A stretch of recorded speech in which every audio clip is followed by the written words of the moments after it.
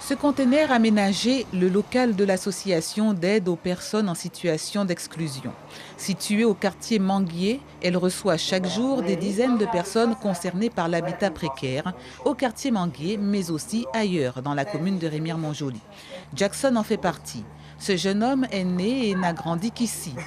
Il ne nous montrera pas sa maison.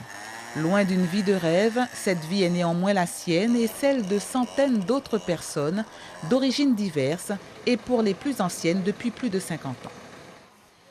Vous savez, le matin, les élèves, quand ils sortent, ils vont à l'école. Quand ils sortent de l'école, ils se disent, ils reviennent dans la même galère. Vous savez, moi je veux savoir, personne ne peut imaginer, penser, vouloir vivre dans cette situation-là. Mais que voulez-vous, on est bien obligé. C'est ce que j'ai vécu. Et c'est ce que d'autres, après moi, vont vivre et sont en train de vivre. C'est comme ça. Des personnes devenues indésirables aujourd'hui, mais qui avaient fini par se sentir chez elles, puisque soumises au paiement de la taxe foncière, bien que sans titre de propriété. Plus de 500 enfants scolarisés. Plus de 400 familles aujourd'hui, toutes candidates au relogement. Une mission dantesque et l'absence de documents officiels les empêche d'en faire la demande.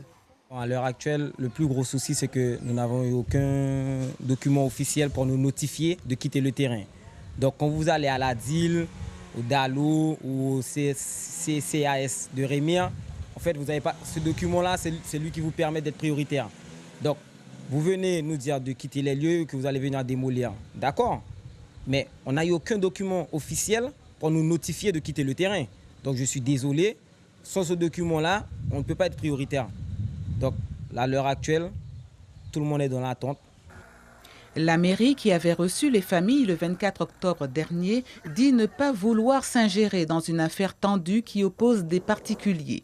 La seule garantie qu'elle est offerte, c'est le maintien des enfants à l'école et à la cantine jusqu'à la fin de l'année scolaire. Suivez l'info sur Guyana Première, télé, radio et Internet.